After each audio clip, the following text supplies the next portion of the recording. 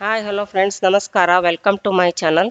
ಇವತ್ತು ನಾನು ನಿಮ್ಗೆ ಮಾಡಿ ತೋರಿಸ್ತಾ ಇರೋದು ತೊಗರಿಬೇಳೆಯಿಂದ ಕರಿಗಡುಬು ಮಾಡ್ತಾ ಇದ್ದೀನಿ.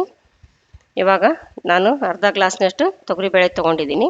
ಅದನ್ನೊಂದು ಪಾತ್ರೆಗೆ ಹಾಕ್ಕೊಂಡು ಒಂದು 2-3 ಸರಿ ನೀರಿಂದ ಚೆನ್ನಾಗಿ ತೊಳೆದ್ಬಿಟ್ಟು, ಇವಾಗ 2 ಗ್ಲಾಸ್ ನೀರು ಹಾಕ್ಕೊಂಡು ಒಂದು ಸ್ವಲ್ಪ ಅರಿಶಿನ, ಒಂದು ಸ್ವಲ್ಪ ಎಣ್ಣೆ ಹಾಕ್ಕೊಂಡು ಕುದಿಯೋಕೆ ಇಟ್ಕೊತಿದ್ದೆ ನೋಡ್ರಿ. ಗ್ಯಾಸ್ ಆನ್ ಮಾಡಿಬಿಟ್ಟು ಇವಾಗ ಒಂದು ಪುಟ್ಟಿ ತೊಗೊಂಡು ಅದೇ ಗ್ಲಾಸಿಂದ 1 ಗ್ಲಾಸ್ ಮೈದಾ ಹಿಟ್ಟು ಹಾಕ್ಕೊಂಡಿದ್ದೀನಿ. ಒಂದು ಸ್ವಲ್ಪ ಉಪ್ಪು, 2 ಚಮಚ ಎಣ್ಣೆ ಹಾಕ್ಕೋತಾ ಇದ್ದೀನಿ ನೋಡ್ರಿ. 2 ಚಮಚ ಎಣ್ಣೆ ಹಾಕ್ಕೊಂಡು ಚೆನ್ನಾಗಿ ಮಿಕ್ಸ್ ಮಾಡ್ಕೋಬೇಕು. ಚೆನ್ನಾಗಿ ಮಿಕ್ಸ್ ಮಾಡಿಕೊಂಡು ಸ್ವಲ್ಪನೇ ನೀರು ಹಾಕ್ಕೊಂಡು ನಾದ್ಕೋತಾ ಇದ್ದೀನಿ ನೋಡ್ರಿ.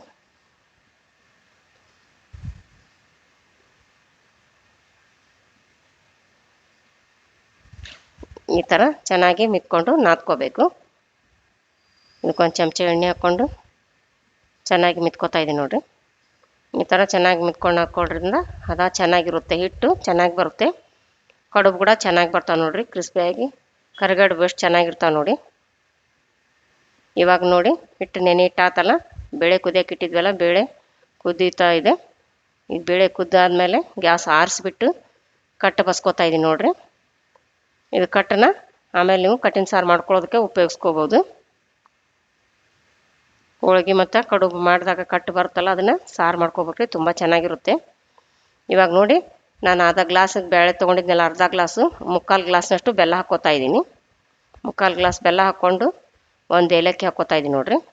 ಇವಾಗ ಗ್ಯಾಸ್ ಆನ್ ಮಾಡಿಬಿಟ್ಟು ಸಣ್ಣ ಉರಿ ಇಟ್ಕೊಂಡು ಇದನ್ನು 1 ನಿಮಿಷ ಈ ಥರ ಬೆಲ್ಲ ಮತ್ತು ಬೇಳೆನ ಕಾಯಿಸ್ಕೊಂಡು ಕುದಿಸ್ಕೊತಾ ಇದ್ದೀನಿ. ಇವಾಗ ಗ್ಯಾಸ್ ಆರಿಸ್ಬಿಟ್ಟು ಇದು ತಣ್ಣಗಾಗಬೇಕು ನೋಡಿ. ಈಗ ತಣ್ಣಗಾದ್ಮೇಲೆ ಒಂದು ಮಿಕ್ಸಿ ಜಾರ್ಗೆ ಹಾಕ್ಕೊಂಡು ರುಬ್ಕೋತಾ ಇದ್ದೀನಿ ನೋಡಿ. ಬಿಸಿ ಇದ್ದಾಗ ರುಬ್ಕೋಬೇಡ್ರಿ, ತಣ್ಣಗಾಗಿಂದ ರುಬ್ಕೊಳ್ರಿ. ಇವಾಗ ನಾನು ತಣ್ಣಗಾಗಿದೆ, ರುಬ್ಬೋಕೆ ಹಾಕ್ಕೋತಾ ಇದ್ದೀನಿ ನೋಡ್ರಿ. ನೈಸಾಗಿ ರುಬ್ಕೋಬೇಕು ನೋಡಿ. ಈ ಥರ ನೈಸಾಗಿದೆ ನೋಡಿ. ಇವಾಗ ಅದನ್ನು ಒಂದು ಬಟ್ಲಕ್ಕೆ ತಕ್ಕೊಳ್ಳೋಣ ರುಬ್ಬಿದ್ದು.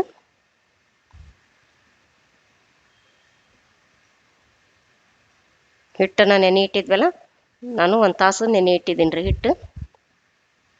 ಇವಾಗ ಇದು ಹೂರಣ ರೆಡಿ ಆಯ್ತಲ್ಲ. ಇವಾಗ ನೋಡಿ ಹಿಟ್ಟು ನೆಂದಿದೆ.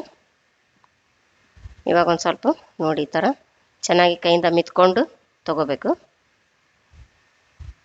ಮಿದ್ದೆ ಆದಮೇಲೆ ಈಗ ಚಿಕ್ಕ ಚಿಕ್ಕದಾಗಿ ಉಳ್ಳಿ ಮಾಡ್ಕೊಳ್ಳೋಣ ಕಡುಬು ಲಟ್ಸೋದಕ್ಕೆ.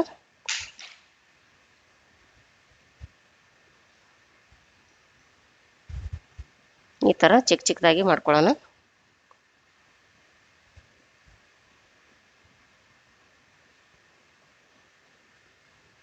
ಈ ಥರ ಕೈಯಿಂದ ಉಳ್ಳಿನ ತೆಕ್ಕೋಬೇಕು, ಇಲ್ಲ ನೀವು ಮಣಿ ಮೇಲಾದರೂ ಈ ಥರ ಉಳ್ಳಿನ ತೆಕ್ಕೊಂಡು ಮಾಡ್ಕೊಳ್ಳಿ.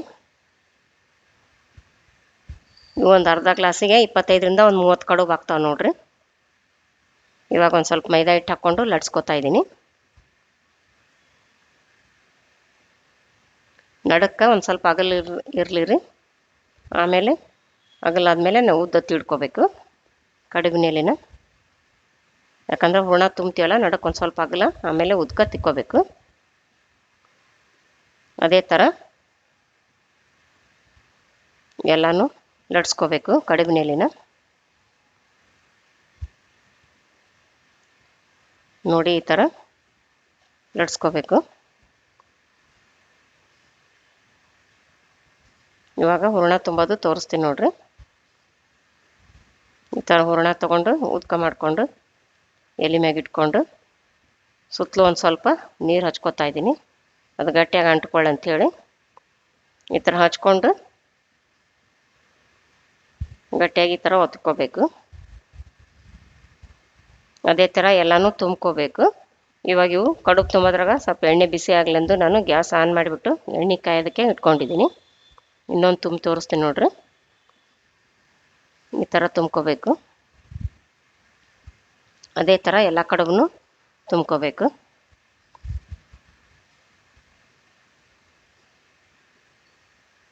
ಇವಾಗ ಈ ಥರ ಗಟ್ಟಿಯಾಗಿ ಒತ್ತಿಕ್ಕೋಬೇಕು.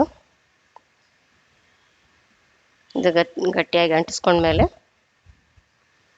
ಇವಾಗ ನೋಡಿ ಎಣ್ಣೆ ಬಿಸಿಯಾಗಿದೆ, ಕರಿಯೋದು ತೋರಿಸ್ತೀನಿ ನೋಡ್ರಿ. ಇದೇ ಥರ ಎಲ್ಲ ತುಂಬ್ಕೋಬೇಕು. ಇವಾಗ ಎಣ್ಣೆ ಬಿಸಿಯಾಗಿದೆ, ಉರಿ ಮೀಡಿಯಮ್ ಫ್ಲೇಮ್ ಇಟ್ಕೊಳ್ರಿ.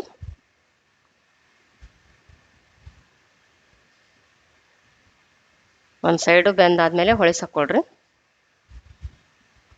ಈ ಥರ ಹೊಳಿಸಾಕ್ಕೊಂಡು ಬೇಯಿಸ್ಕೋಬೇಕು.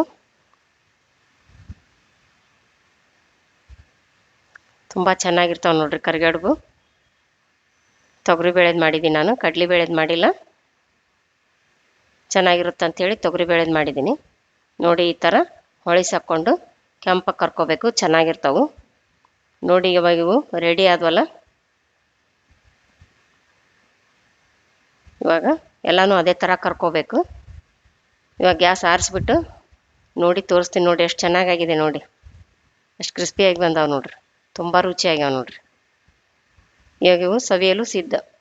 ಈ ವಿಡಿಯೋ ನಿಮಗೆ ಇಷ್ಟವಾದಲ್ಲಿ ದಯವಿಟ್ಟು ಲೈಕ್ ಮಾಡಿ, ಶೇರ್ ಮಾಡಿ, ಸಬ್ಸ್ಕ್ರೈಬ್ ಮಾಡಿ ಮತ್ತು ಬೆಲ್ ಬಟನನ್ನು ಒತ್ತಿರಿ. ನೀವು ಬೆಲ್ ಬಟನ್ ಒತ್ತೋದ್ರಿಂದ ನಾನು ಹಾಕೋ ಮುಂದಿನ ವಿಡಿಯೋ ನಿಮ್ಗೆ ಮೊದಲು ಬರ್ತಾವ್ರಿ. ಧನ್ಯವಾದಗಳು.